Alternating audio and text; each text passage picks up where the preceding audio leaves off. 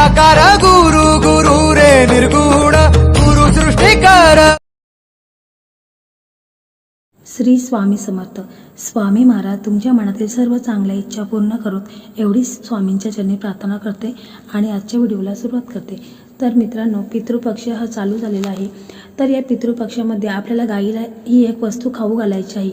त्यामुळे आपले पितृ हे प्रसन्न होतील व आपल्याला आशीर्वाद देतील। त्या संदर्भात आजचा व्हिडिओ आहे। तर व्हिडिओ खूप महत्त्वपूर्ण आहे आणि तो मी अगदी थोडक्या भाषेमध्ये सांगण्याचा प्रयत्न करणार आहे। तर व्हिडिओ तुम्ही शेवटपर्यंत पहा आणि तुम्ही जर चॅनलला सबस्क्राईब केला नसेल तर लगेच सबस्क्राईब करा, जेणेकरून माझे असेच नवनवीन व्हिडिओ सध्या तुमच्यापर्यंत सर्वात आधी पोहोचतील। पितरांचे आशीर्वाद मिळावेत म्हणून आपण तिथीनुसार श्राद्धविधी करतो, तसेच त्यांना आवडेल असा नैवेद्य अर्पण करतो, तसेच मुक्या प्राणीमात्रांना भोजन अर्पण करतो। पितृ कोणत्या रूपाने येऊन आपल्याला आशीर्वाद देतील हे सांगता येत नाही। आपल्या हिंदू धर्मात मुक्या प्राण्यांवर दया करावी, त्यांना भोजन घ्यावे अशी शिकवण दिली जाते।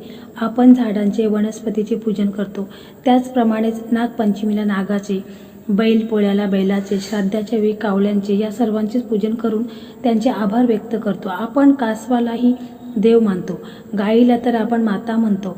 म्हणजे आपला हिंदू धर्म आपल्याला सर्व प्राणीमात्राविषयी दयाभाव शिकवतो। आपल्या प्राचीन ऋषी मुनींनी असा शोध लावला होता की प्रत्येक प्राण्याची वागणूक, त्याचे आचरण याचा काही ना काही प्रभाव नक्कीच असतो। गायीचे महत्त्व तर आपल्याला सगळ्यांना माहीतच आहे। आजच्या या माहितीमध्ये आपण पितृपक्षात गाय, कावळा, कुत्रा व मुंग्यांना भोजन दिल्याने काय होते हे पाहणार आहोत। सर्वात आधी आपण जाणून घेऊयात गायीविषयी। तर गाय आपल्या हिंदू धर्मात खूप पूजनीय मानली जाते। गायीमध्ये 33 कोटी देवी देवतांचा वास असल्याचे मानले जाते।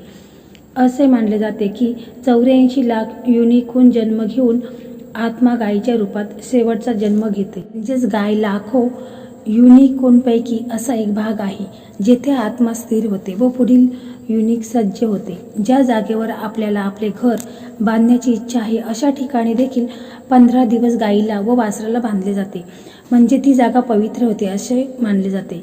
तसेच तेथून सर्व प्रकारच्या आसुरी शक्ती नष्ट होतात। गायीमध्ये सकारात्मक ऊर्जा भरलेली असते।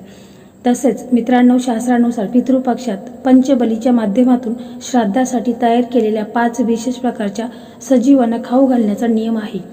या सजीवांना भोग अर्पण केल्याने पूर्वजांचा आत्मा तृप्त होतो आणि त्या नियमाचे पालन केलेले पाहून पूर्वजांनाही आनंद होतो। असे केल्याने पितृदोष दूर होतो, पूर्वजांना सुख आणि समृद्धी लाभते।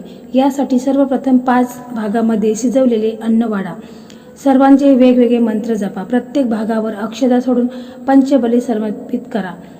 श्राद्ध करण्यासाठी सर्वोत्तम वेळ दुपारची 11:30 ते 12:30 आहे, त्याला महालय काळ म्हणतात। पूर्वजांच्या श्राद्धाच्या तारखेला सर्वप्रथम गायीसाठी गवत बाहेर काढले जाते आणि केळीच्या पानावर श्राद्धाचे अन्न वाढून गायीचे ध्यान करावे। गायीला अन्न देताना लक्षात ठेवा की गायीच्या दिशेने फेकू नका, तर ते स्वतःच्या हाताने भरवा। आपण एखाद्या शुभ कार्यासाठी जात असताना जर रस्त्याने गाय व वासरू एकत्र दिसले तर ते काम यशस्वी झालेच म्हणून समजा। गायीने अचानक तिची शेपटी जर आपल्याला मारली तर हे खूप शुभ असते। हिंदू धर्मात कुत्र्याला यमाचे दूत मानले जाते। कुत्र्याला अन्न दिल्यास भैरवनाथ प्रसन्न होतात आणि आकस्मिक येणाऱ्या संकटापासून ते आपले रक्षण करतात। अशी मान्यता आहे की जर आपण कुत्र्याला आनंदी ठेवले तर ते आपल्या आसपास यमदेवांनाही येऊ देत नाही। कुत्र्याला भविष्यात घडणाऱ्या घटकांचे संकेत आधीच मिळतात। कुत्र्याला दररोज भोजन दिल्याने आपल्याला शत्रूंचे भय राहत नाही। कुत्रा पाळल्याने घरात लक्ष्मी येते असेही मानले जाते। तसेच घरात कोणी आजारी असेल तर त्याचा आजार कुत्रा स्वतःवर घेतो असेही म्हणतात।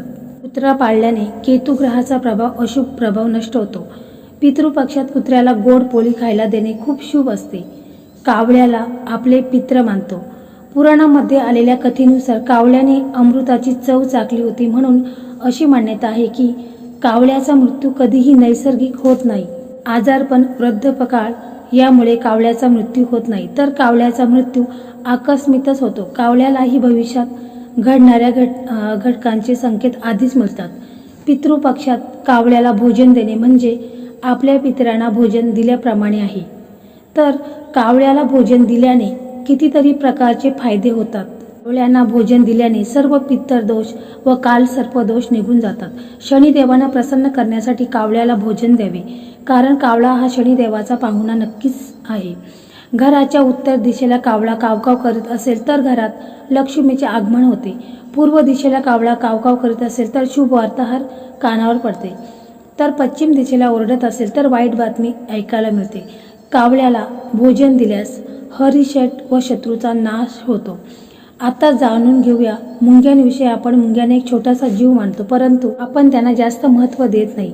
आपल्या आसपास कितीतरी मुंग्या असतात, परंतु आपण त्यांच्याकडे दुर्लक्ष करतो. परंतु नीट लक्ष दिले तर मुंग्या फार मेहनती व एकतेने राहणारा जीव आहे. या विश्वात मुंग्यांच्या अनेक जाती बघितल्या जातात, परंतु आपण शक्यतो लाल मुंग्या व काळ्या मुंग्या यांचे 2 प्रकारच मुंग्यांना ओळखतो. मुंग्या स्वतःच्या वजनाच्या 100 पट अधिक वजन उचलू शकतात, इतकी क्षमता त्यांच्यामध्ये असते. लाल मुंग्यांना अशुभ तर काळ्या मुंग्यांना शुभ मानले जाते.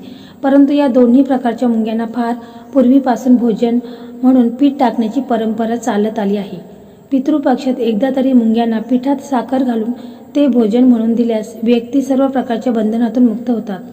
पितृपक्षात हजारो मुंग्यांना रोज साखर खायला दिल्यास आपल्याला सहस्र भोजनाचे पुण्य मिळते व त्या हजारो मुंग्या आपल्या प्रती कृतज्ञता व्यक्त करतात आणि आपल्याला त्यांचा आशीर्वाद प्राप्त होतो. त्यांच्या आशीर्वादाचा परिणाम म्हणून आपल्या प्रत्येक संकट व बाधीपासून संरक्षण होते. ज्यांच्या तोंडात अंडी आहेत असे लाल मुंग्यांची रांग बघणे खूपच शुभ असते. जे चिमण्यांना दाणे टाकतात व मुंग्यांना पीठ साखर खायला देतात, परमभागाची प्राप्ती करतात. तसेच मित्रांनो, पितृपक्षात मुंग्यांना दररोज साखर खायला दिल्यास आपली कर्जापासून मुक्तता होते. म्हणून दररोज अंघोळ झाल्यानंतर चहा पिण्यापूर्वी मुंग्यांना साखर टाकावी आणि नंतरच चहा घ्यावा. हा रोजचा नियम करून घ्यावा. गाईला हिरवा चारा खायला दिल्यास सर्व प्रकारचा पितृदोष दूर होतो. पितृपक्षात कोणत्याही दिवशी गाईला गरम पोळीवर साजूक तूप लावून त्यावर थोडीशी चणा डाळ व थोडासा गुळाचा खडा ठेवून खायला दिल्यास देवी लक्ष्मी आपल्यावर प्रसन्न होते. गाईला भोजन दिल्यास देवतांचा आशीर्वाद आपल्याला मिळतो. प्रत्येक एकादशीला गाईला हिरवा चारा खायला दिल्यास जन्म मरणाच्या फेऱ्यातून मुक्ती मिळते. कुत्र्याला भोजन दिल्यास शत्रुपीडा निघून जाते. कावळ्याला भोजन दिल्यास आपले पित्र आपल्यावर प्रसन्न होतात. पक्ष्यांना दाणे टाकल्यास आपल्याला नोकरी व्यवसायात फायदा होतो. मुंग्यांना साखर दिल्यास कर्जापासून मुक्ती मिळते. तर माशांना पिठाचे गोळे खायला दिल्यास आपल्याला सुख समृद्धीची प्राप्ती होते. पितृपक्षात गाईला भोजन दिल्यास सर्व देवी देवतांचा आशीर्वाद आपल्याला मिळतो. अशा प्रकारे मित्रांनो, आपल्याला या पितृपक्षामध्ये गाईला ही वस्तू खायला द्यायची आहे. यामुळे आपला पितृदोष हा कमी होईल व आपले जे पितृ आहेत ते प्रसन्न होतील आणि त्यांचा आशीर्वाद आपल्याला मिळेल. तर मित्रांनो, अशा प्रकारे आजचा व्हिडिओ होता. तर तुम्हाला कसा वाटला कमेंटमध्ये नक्की सांगा आणि जर व्हिडिओ तुम्हाला आवडला असेल तर लाईक करा, शेअर करा आणि चॅनलवरती नवीन असेल तर चॅनलला सबस्क्राईब करा. धन्यवाद.